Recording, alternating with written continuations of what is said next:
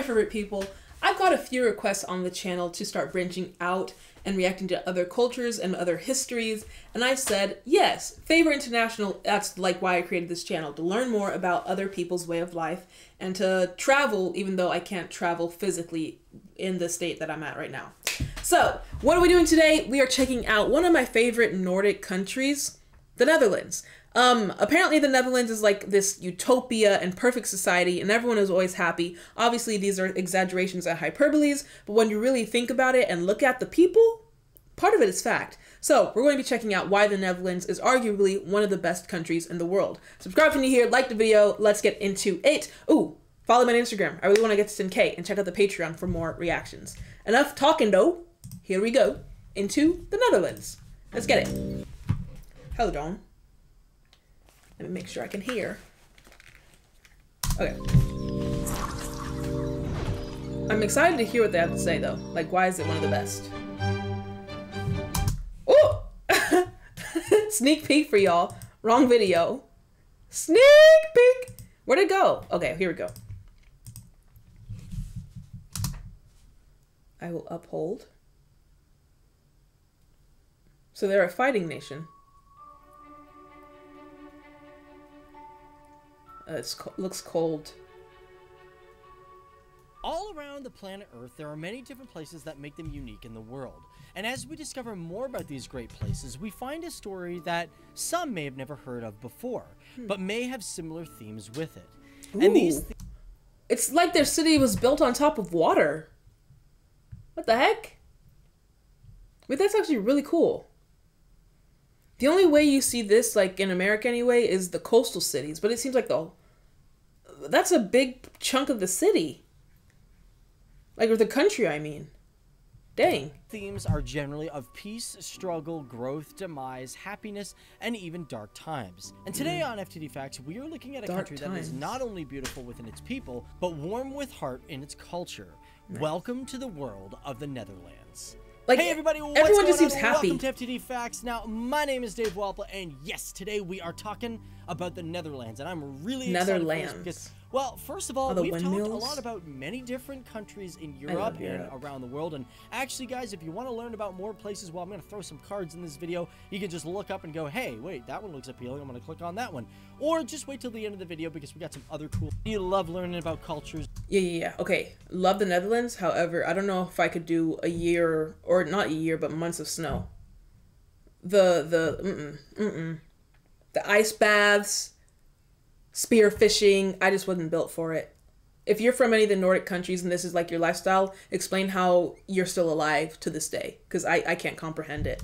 And people and communities from around the world, well, you want to hit that subscribe button because that's what we do. And on top of that, we also listen to you guys. Get to it, buddy. In the future, so put them down there in the comment section below. But let's get started talking about Netherlands now that we've got all that out of the way. Now, the first thing that we gotta mention is a lot of people call the Netherlands Holland. But that's not actually the real name. Holland actually refers to two provinces within the country, which are also some of the biggest provinces, and that is North and South Holland. So you're telling me if I just want to go to the grocery store or to a market, I can hop in my little boat and take a little channel to go grocery shopping? Literal paradise! And look at the homey feeling of the little houses. They're like little cottages. You have a whole bridge next to your house. You're always on vacation when you live in Europe. It must be a nice feeling. However, for some people within the Netherlands, if you were to actually say, hey, yo, you're from Holland, some people might actually get offended by that because it's really not a correct term. But as for the term Holland, where what's the beef with Holland? Scientists actually think that it actually happened after 1813 when Holland was removed from France and restored to the Netherlands. Now, one thing when it comes to the Netherlands, it actually does have a meaning, and it means the lower country. Now, that doesn't mean it's a lower country as in the people within the country are treated lower than other people around the world. No, it just literally means it's like water level? On a height difference, it is a lower country because so a lot of flooding. It's flat and a good chunk of it is actually underwater. And one thing that makes the terrain of Holland really quite popular is that because it's flat... Okay, pause real quick though. It seems like the summers are beautiful. Like everyone's out enjoying their bike rides, like getting active. See, if you live in a beautiful place and on top of that the weather is good, then obviously like you'll be more inclined to go out and adventure and exercise. But me, not where I'm at. Not in America. It is actually underwater. And one thing that makes the terrain of Holland really quite popular is that because it's flat, it is known all around the world for cycling and walking. And if we were to talk about land size, we should probably talk about the fact that it is a size of 41,543 kilometers square. And when I did say a lot of it actually has to do with water, well, about 18.41% of it is actually water. And when it comes to all this water, I did not know believe it or not, only 50% of its land is over 1 meter above the water level. Now, let's dive a little deeper into the flatness of the Netherlands and its water level. Now, you might have heard back in World War II during Operation Market Garden when the American paratroopers tried to land in Holland. Okay, this is another aspect of the history reactions we've been doing that I have to check out. Like, I was so, just getting off track to the World War II reactions we've been doing and the history stuff. I was so surprised to hear that, like, Africa and Asia, like, there were so many other countries, like, it literally was a world war. I know we call it that, but genuinely, all these different continents and countries were involved with that one war. It's crazy. The Germans flooded the areas and the fields. Well, now, this wasn't the fact that the Germans were, like, just going around with buckets of water and just throwing them all over the land, they were just hoping to, bombing the land and flood the whole causing region. craters? No. This is because what the Germans had done is they simply removed the dikes that prevented water from reaching the lands. Now, these are actually called polders, which are quite common in the Netherlands, where they build up small areas called a dike to prevent water from coming in and flooding the lands for agriculture. It's like and a blockade. The crazy part is this has been happening since the 16th century, and some of these dikes are really old. Now, one thing that's also tied to this is windmills. Now, you might think that windmills within the Netherlands, they're used for agricultural purposes. But whenever I think of windmills, though, in Europe, I, for some reason, still think of Amsterdam and, like, the countryside of, I don't know, I just always think of Western Europe. No, Eastern Europe. Sorry, not Western Europe. Eastern Europe. So I'm surprised that it's, like, a Nordic thing, too. The windmill. And how, they're so big. Jesus. Well, most of them are, but actually some of them... Like, they're standing right there about to get... This is because of the official 991 windmills within the country. About 397 of them are used for draining purposes. Now, keep in mind, guys, that is an official estimated number because they say there's easily over 1,000 windmills, and a lot of them date back to over 1850 when they were first built. So when was the Netherlands officially founded? Like, it seems centuries ago. But they're older than... Oh, no, we're older than them because we were founded in, like, the 1700s. But still, I don't know why I expected I just think of the Netherlands as, like, this special place that is, like, magical and, like, otherworldly. Like, the fact that it's been around since the 1800s, they were making windmills since the 1800s to help adapt with flooding. Genius. Even back then. Now that we've got water and all of that out of the way, let's dive into the population. Now, the Netherlands has a population of approximately 17,170,000 people, ranking 66th in the world. And surprisingly, this country is actually quite packed out of most countries in the world. Because it has a population density reaching 414.1 people per square kilometer. Yeah, I was about to say, it looks crowded a bit. Because what's the big... Like, I'm from Texas, so Texas is the biggest state in the United States. And when I think of Europe, I know it's a huge continent, but the countries themselves are fairly small. But he just said there's a population of 17 million people in that one country. That's like certain cities in the U.S. Like, you've got that many people in that small country. To be that crowded, like, traffic, finding jobs, grocery shopping, lines at the grocery shops. Oh, my God. Fast food. I don't know if y'all do drive-thrus, but drive-thrus. No wonder everyone wants to walk and ride bikes, because I can't imagine how traffic would be with the cars. And actually, if you don't include the water levels, it equals over 507 people per kilometer square. And because of that, its population density ranks 30th in the world, and it is so populated that only countries people keep like coming, Bangladesh though, so they must like South Korea and Taiwan have bigger populations with a higher density. Asian. And of this population, let's take a look at the biggest regions within the country and, of course, the capitals and cities. First of all, Amsterdam is the capital of the country, and it is filled with over 200 different diverse nationalities in the... So, whenever I visited Amsterdam. I was in Utrecht and Amsterdam. I went to Amsterdam specifically to see the Anne Frank house, but I think it was closed or something was going on, so I didn't get to go in. But I did get a picture outside of it. And I will say, I think I was probably the whole time I was in Amsterdam, the only black person that I saw was my own reflection. So I don't really know what's going on there. However, like if your population is 17 million plus people in this one country, and it is Europe, so diversity is like a thing there. People immigrate, travel, all that stuff.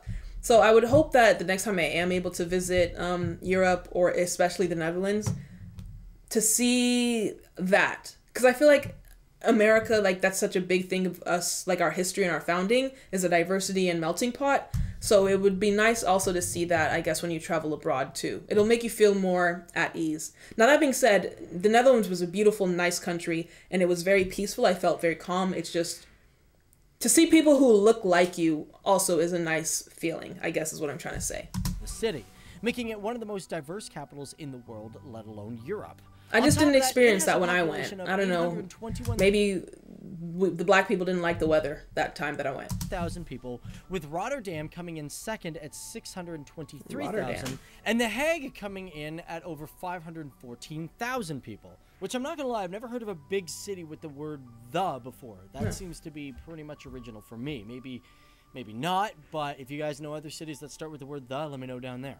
However, when it comes to populations by provinces, South Holland comes in number 1, having over 3.6 million people, followed by North Holland with 2.7, North Brabant with 2.4, and Gelderland.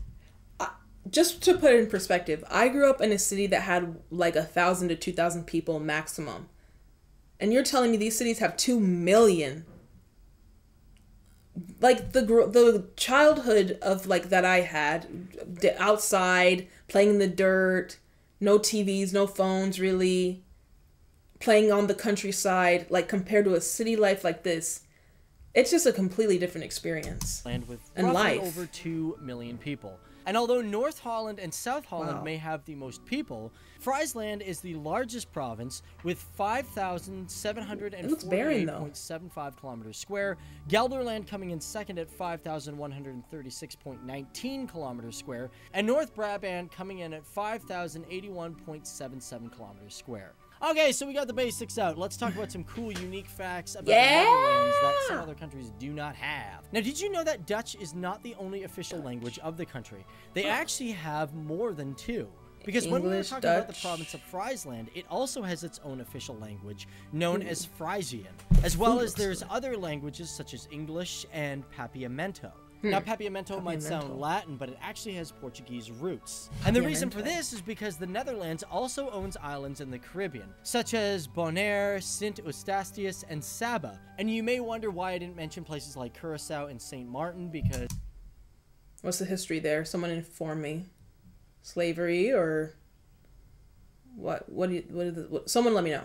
They both have huge Dutch influences there as well. This is because the islands of St. Martin, Curacao, and even Aruba are listed as autonomous countries of the Netherlands, basically meaning they have freedom from an external authority. And as for St. Martin and Curacao, they were granted this in 2010, whereas Aruba was the first island to be granted this from the Netherlands in 1986. I didn't know the Netherlands. Now, you may have also flown or at least heard of KLM flights. And not only is it a Dutch company, but it is also one of the oldest continuous flight companies still in operation today. The Royal Dutch Airlines was founded in 1919 when a young aviator named Albert Plesman put on a flight exhibit, and it gained interest and investors to form a company. And this company actually became Royal Decree because back in the day, Queen Wilhelmina made the company a royal. They do have a monarchy. And as for its first flight, it took off on May 17, 1920, with its first international flight happening only 4 years later on October 1st of 1924. And on top of that, you may not know that the Netherlands is one amazing country when it comes to protecting its culture and, most importantly, its nature. Yeah, I was about to say, it's all either nature or the small pieces of, like, city life.